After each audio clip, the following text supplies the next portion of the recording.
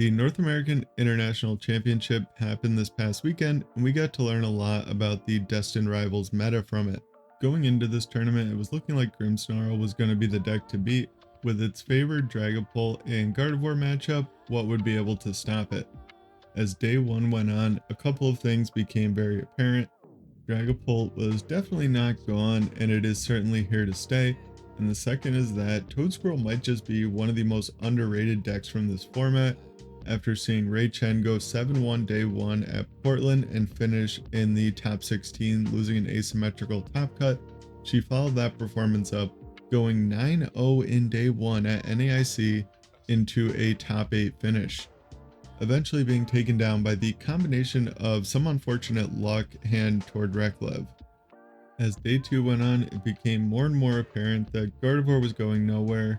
Even with grimmsnarl being one of the most popular decks at the tournament, Gardevoir was still rising to the top tables. In fact, the top 4 looks like it could have been directly taken from the Journey Together meta, with 3 of the top 4 decks being Gardevoir and the 4th being a straight Dragapult deck. So what does this tournament tell us about the Destined Rivals meta? I think the first thing would be that toedscruel is probably a very underexplored and underplayed deck.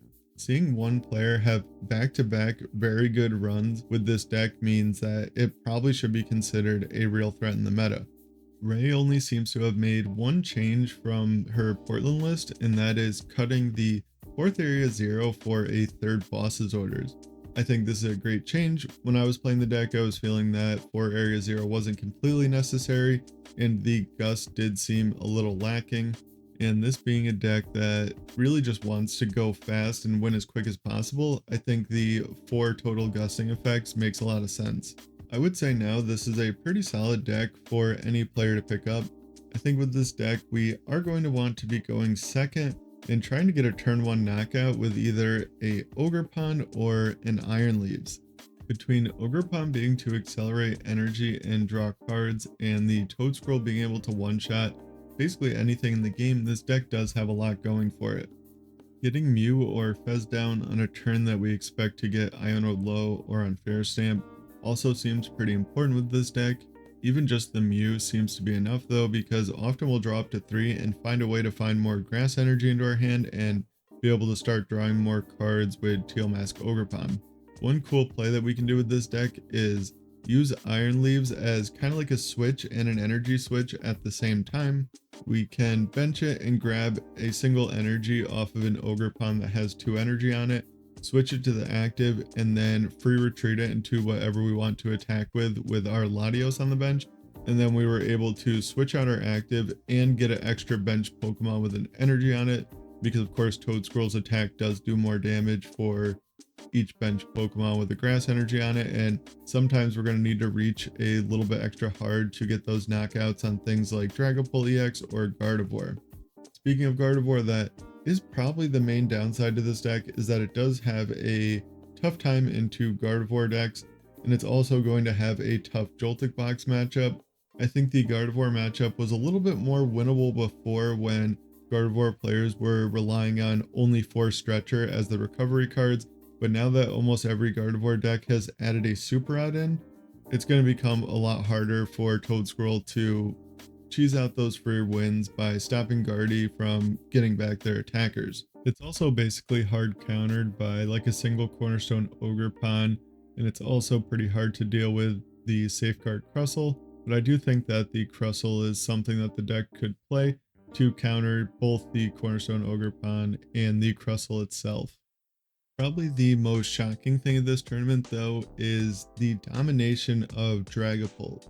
Before the event, Dragapult Dusknoir and Dragapult Charizard seemed to be the only viable ways to play the deck still, with Dragapult Charizard seeming to be a better option. But at this tournament we learned that all 3 of them are still very solid options, with the best finish being towards straight Dragapult deck, getting 3rd place, and seeing the rest of top 32 completely filled with Dragapult decks. So it seems like Dragapult is going to remain to be a good play, with whichever version that you like the best being completely viable still, with the straight Dragapult monkey type of decks probably being a slightly worse option. It's hard to say with Tord being the best finish of a straight dragapult deck because he is such a good player. It seems like dragapult is going to continue to be a completely viable option, with I think dragapult Dusknoir and dragapult Charizard being slightly better choices. These straight dragapult variants are still going to have a harder time into gardevoir, and gardevoir should remain to be around as popular as it was last format. But I think at this point we've pretty much confirmed that Dragapult is one of those decks where anyone that has a ton of time with the deck is going to have a much better time with it. So I would say to anyone that's looking for a new deck to pick up, unless you're willing to grind out a ton of games with it and really get to know the deck, I would stay away from straight Dragapult and Dragapult Dusknoir, with the Dragapult Charizard deck I think being probably a little bit easier to play. But I don't know if it's so much that it's easier to play or that the win conditions are a little bit more obvious with the deck. Either way though, I'm personally going to leave Dragapult Dusknoir and the straight Dragapult builds to people that have dedicated a lot of time to the deck. Now, one thing that we did learn about those two variants is that Neo Upper Energy is almost certainly the correct ace spec to play. We saw several different testing groups bringing different builds of Dragapult, all with Neo Upper Energy, so I would have to guess that that is going to be the popular ace spec going forward, which is kind of interesting because the deck is giving up quite a bit of power without the unfair stamp Badoo or unfair stamp Phantom Dive plays. But being able to build up a Dragapult from no energy to attacking in one turn is just too important at this point. The Dragapult Charizard decks can continue to just play on Fair Stamp, which is definitely a bonus for them. They're not really super reliant on hand attachments too much throughout the game because Charizard is just able to load itself up and float an energy on a separate Dragapult, which buys quite a bit of time in the sense of attachments because we're able to just completely build up 2 full attackers in a single turn. All of these Dragapult decks are going to be choosing to go second blind and trying to attack with Badoo or TM Evo. Most often it's going to be Badoo and just trying to slowly evolve up our Pokemon, draw some cards, and build up a strong board state. Dragapult has been kind of weird for a while in the sense that it doesn't have the greatest matchup spread in the world, but the best players continue to play it and keep seeing success with it, so it's really hard to argue with that. I've personally been favoring Dragapult Charizard as the version of Dragapult to play. I think it's the only one that actually has a good Gardevoir matchup, and just getting out of Charizard alone can be enough to win certain games, so that's definitely the version that I'm picking. The straight Dragapult version has a pretty bad Gardevoir matchup, with the Dusknoir version being a little bit closer to 50-50 or 60-40 into Gardevoir, with Gardevoir probably being slightly favored. But it's definitely a deck that when playing it's important to keep an eye out for comeback situations like Iono plus Counter Catcher, hit into something and don't knock it out to kind of deny Pheasantipity and set up for big multi-prize turns. And it's also a deck that I often find can win the game a lot quicker than even I would think when I'm playing it. So after the first attack, it's always important to keep an eye out for any possibilities to win the game or kind of devastate the opponent's board. The best placing Grimmsnarl we saw was Piper Lapine in top 8, eventually being taken down by Isaiah Bradner's Gardevoir deck, with her other 2 losses on the day being 2 Dragapult decks it looks like. Now Top Cut was looking pretty good for Grimmsnarl with a lot of Dragapult and Gardevoir decks, but Bradner was a bit teched out for the Grimmsnarl matchup. We'll talk about that a bit later. And where does that leave Grimmsnarl now? I do think that Grimmsnarl is probably still a pretty solid play. The deck is just a bit clunky, which I imagine is one of the things that brought it down. And Piper made a pretty big statement with her list with the 3-2-2 Grimmsnarl line, but having 3 Spikemuth Gyms, saying that that card is just better than Artisan. Getting out the Grimmsnarl line is more important, and it seemed to work pretty good for her for a vast majority of the day, and also a pretty thick supporter line that we've been seeing in most of the Grimmsnarl decks. So really emphasizing the fact that we need to draw supporters. The deck's a bit clunky, so extra supporters is always good. And with 2 TM Evo and only 1 Badoo, I'm guessing that a lot of the matchup she was kind of just going without attacking with Vadu and trying to get into a quick grimmsnarl. And we also saw her on stream against Henry Chow playing against Gardevoir, choosing to not put any Frostlass in play, which kind of makes sense. I only really theorized the matchup in my head, but I figured a board state of a bunch of Monkey Dories and using Screamtail to focus down the Grimmsnarl player's Monkey Dories would be a very strong board state and put the Grimmsnarl player in some pretty awkward situations. So it looks like maybe that's what the other Gardevoir players were doing to Piper, so she chose to forego Frostlass in that matchup altogether. Also choosing to play a Shaman, which is going to be a tech for Gardevoir as well as Raging Bolt.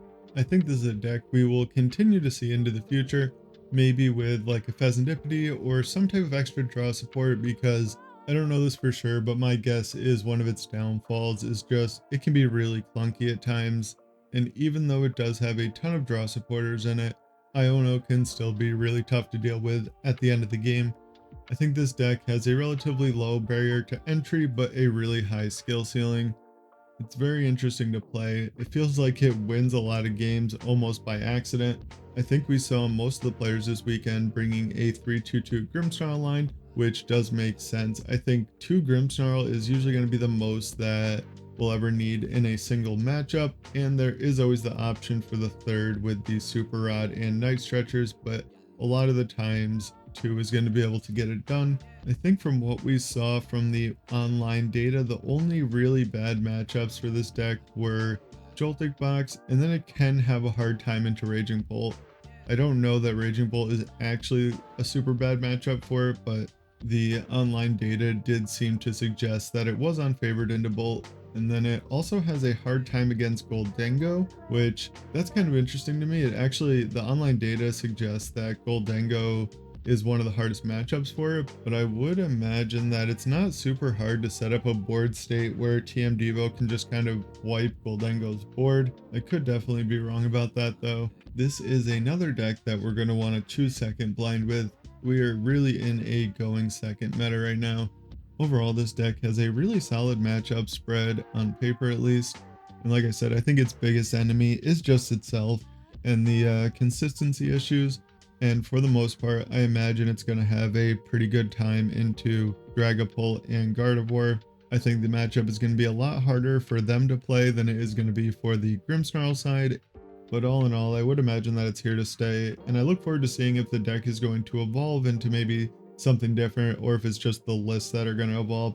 It's kind of hard with the list because it is really tight on space and there doesn't appear to be that much room to change stuff, but we are still seeing lists look very similar to the first list that we saw from the deck, so maybe someone else has a different idea, and I look forward to seeing what becomes of it.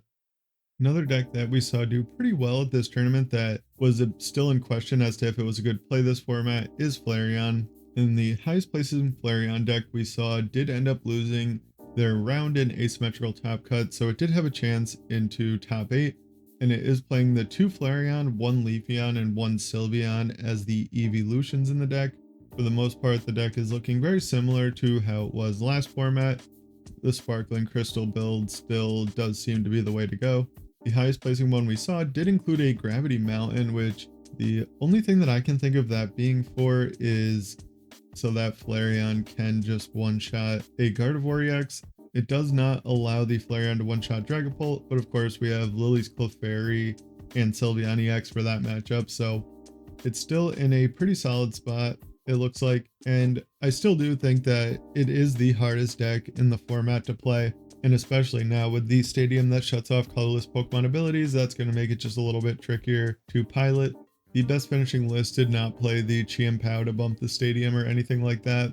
I'm guessing that the player was just assuming that a lot of people weren't going to play it, and it seemed to be a good call, but I think this is a deck that if you're looking to pick it up, it's going to require a lot of games and the willingness to play a really overly complicated deck.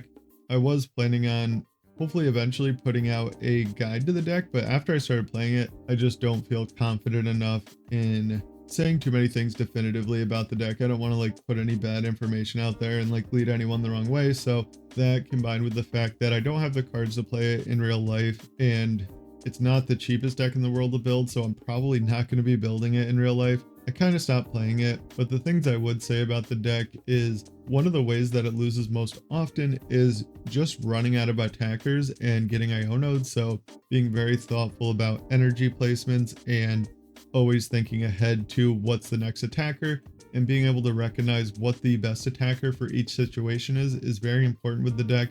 This is kind of the same thing, but that leads to the energy management being very difficult because Flareon is not always going to be the first attacker. With the crystal, the deck is able to build up any attack in a single turn with the sparkling crystal, of course. But after the crystal is used, it is very important to have the correct energy in the correct spots. I've definitely run into a lot of awkward situations with this deck where with my first Flareon attack, I put the energy in play to use Sylveon later, and I needed the energy to be the right ones for Flareon. So having a good idea of your prize map for the game and what the line is going to be for each matchup is very important with this deck.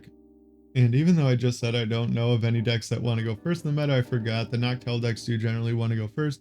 This deck can high roll a Flareon attack going second, but it's super unlikely, so I don't think we're ever picking second with the deck.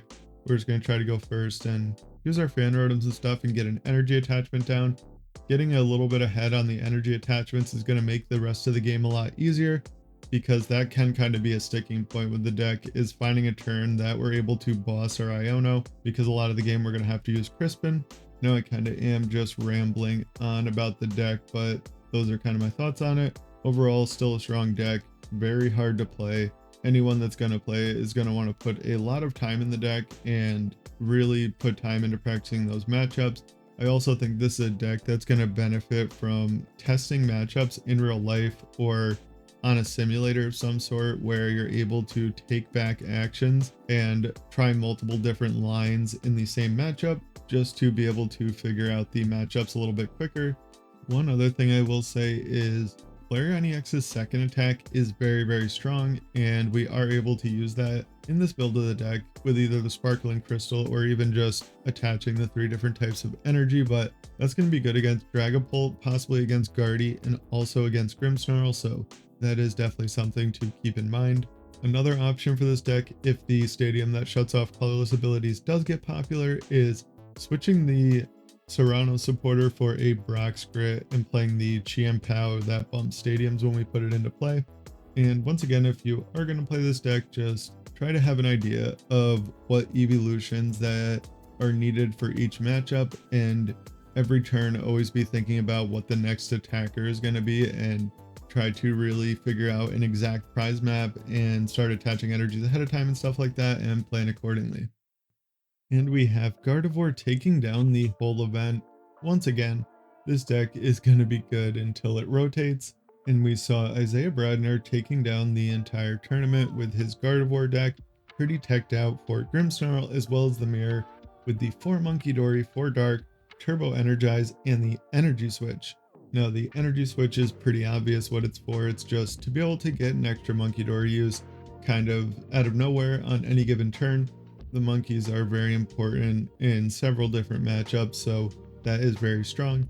The Turbo Energize, I think, is mostly for Grimmsnarl to try to just get ahead of them on dark energies attached to Monkey Dory, but I think it could also randomly come up in matchups like Dragapult Dusknoir, where they can end up taking down both Ralts or both Kirlias in a single turn. So being able to put like a dark energy on a Monkey Dory and a psychic on a Clefairy can be pretty strong in those situations. I don't know if that's exactly what he was thinking when adding it in there, but I do imagine that there's several different situations where this could randomly come up and be very useful. He also did play a single copy of Boss's Order, which I've been a pretty big fan of in the deck for a while. Just only playing counter catcher can be pretty difficult when there are so many decks right now that are looking to play from behind, and Grimmsnarl coming into the meta is another deck that wants to play from behind as well, so Boss just gains a little bit of extra value there as well. I'll be curious to look through all the data when it's all published after the tournament, but I imagine that Gardevoir has a pretty insane matchup spread right now. I don't think Grimmsnarl is quite as unfavored as most of us originally thought. My guess right now is probably like 60-40, which I don't know if I've talked about this on the channel, but 60-40 is hardly unfavored. That's really close to 50-50. Think about it in terms of a 50-50 matchup, you win 5 out of 10 games. 60-40 would be only 4 out of 10, which is really not that much difference. So if that is the case, that's really not that bad. He also chose to play no Drifloon, which kind of makes sense with relying on Monkey Dory so much. The cuts for the Monkey Dories and stuff have to come from somewhere. And also with the energy switch and the extra stuff for the extra Monkey Dories, we're able to more often burst more damage into play, making it so hitting for 300 or whatever with the Drifloon isn't completely as necessary. Isaiah also opted to not play the Shaman, which kind of makes sense with all the Monkey Dory stuff. I think like that's your tech for Grimmsnarl, and it's either that or Shaman. And Shaman can get kind of awkward because they can knock it out pretty easily in just a single turn, which would let them put a lot of damage back in play. The easiest way to one-shot a Grimmsnarl is of course a big Drifloon, but by putting 100 damage on a Drifloon, we're kind of giving them a free pass to take a 3 prize turn by bossing up Guardy and knocking out that in the Drifloon, or even just a minimum of 2 prizes by knocking out the Drifloon with the Monkey Dory and then knocking out whatever else comes into the active spot. So it does make sense why he would cut that. I know the build of Guardy that I was working on for this format had the 4 Monkey Dory, 4 Dark, but I was also playing a Flutter main in a TM Devolution, thinking that that would end up being enough to be able to take down Grimmsnarl, and I also thought that that might help in the Gholdengo matchup because I expect a Gholdengo to do a little bit better as well, and that is a pretty hard matchup for Gardevoir as well. And this deck is kind of the same as the other decks. We're trying to go second, use either TM Evo, or if we're playing Badoo or Cleffa and whatever build, those are options as well. And I think TM Evo is probably always going to be the first option, but Turbo Energize is also an option in the matchups that it would be good in. I think that's mostly going to be the Mirror, Grimmsnarl, and Dragapult. Of course, I'll try out the Turbo Energize, but right now I'm thinking it's not completely necessary. I think it was one of those things where Grimmsnarl was expected to be the best play for the tournament and also a popular play, so overteching for it made a little bit more sense. But if we're playing in a tournament that maybe we don't expect Grimmsnarl to do as well, especially after not even getting a top 4 finish at NAIC, it might see a dip in play, so maybe the Turbo Energize could be dedicated to something else like a Drifloon or a Flutter main or TM Devo or anything like that. And I do also think that Guardy is actually going to be a good play until it rotates, so it's really never a bad time to pick up Gardevoir and start learning it, when I personally expect it to be good until next March or April or whenever rotation is going to be.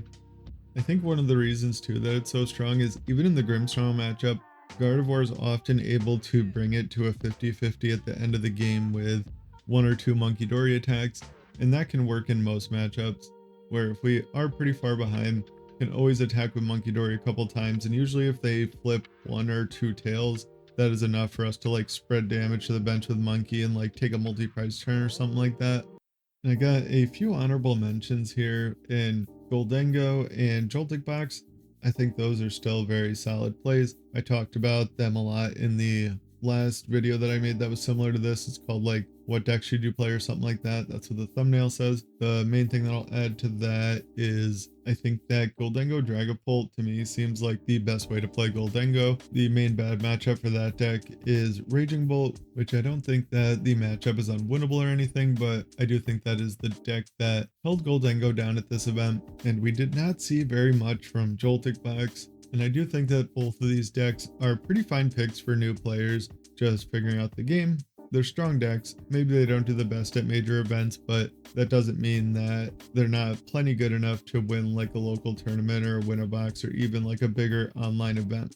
And Raging Bolt was the most popular deck at the tournament, and it actually converted pretty well into day 2. I think it had an even conversion rate or maybe went up a tiny little bit. I think the best finish we saw from it was top 16, and it did play an asymmetrical top cut and lose. I'm not really too sure what to think about this deck. Like, it's supposed to have a favored Dragapult matchup, but every time we see it play Dragapult, it loses on stream. I think it has a hard time dealing with Dragapult playing Feractus, and it also definitely doesn't like that Dragapult is now playing Neo Upper Energy. It is definitely a solid deck And it does have the advantage of wanting to go first in a meta of decks that want to choose second. So a majority of the time, this deck is going to get to go first, which if it wins the coin flip, it's going to choose first. So that's always nice. I don't really have the most to say about this deck other than it is very popular. It is thought to have a good grimmsnarl matchup, which I don't know how true that is. I think it's like maybe it has a good grimmsnarl matchup, but then against the very good grimmsnarl players, the matchup gets closer to even or maybe a little bit unfavored. While we did see it being the most popular deck, it didn't have the most amount of best finishes. It looks like there is a couple or a few of them in top 32. And this is kind of funny to say about Raging Bull because of its stigma for the past few years, but I don't think it's really the easiest deck in the world to play anymore. That's why in my last video, I rated it as not easy to play. I don't remember if I said medium or easy to medium, but it might be a little bit harder to play than I even originally thought, because we definitely are seeing it do better in the hands of better players. And of course, with Noctowl, it's always going to be a little bit trickier to play when we're having to pick our resources out of the deck and knowing when to put the Noctowls in play and stuff. But if you are looking for a new deck to play, I can't say that I would suggest this deck, but I also wouldn't blame you for playing it. I know that kind of sounds like a cop-out, but that is just where I'm at with the deck, so yeah. And we didn't see this deck do anything at NAIC, but I just want to throw this out there for my control players. This Spite Ops, Retreat Lock, Stall kind of resource recursion deck looks really cool and seems to have answers for a lot of decks. We're trying to raise our opponent's retreat cost and use this to Dene to keep recurring cards back to either keep earring our opponent or getting back Crushing Hammers to get rid of all of our opponent's energy. And if our opponent is a all basic deck with Latias, we do have the Tarantula, I think it's called, that does have a retreat lock attack, and it does 10 damage, but there is a picnic basket in this deck, so we can heal a little bit to buy a little more time for our Eries or whatever. I do think those are going to be the hardest matchups, but there is at least some sort of line to maybe win those some of the time. It's a pretty cool deck, and I just kind of wanted to put it in here as an honorable mention and something for the control players. It looks like there might be some hope for a control deck coming back into the meta. Let me know if you guys are planning to practice all summer to try to go for an invite next year, or what your plans for next season are in the comments below, of course, and a shout out to the channel members as always. Thank you so much, and like or dislike, comment, and subscribe. Take care and have a good one.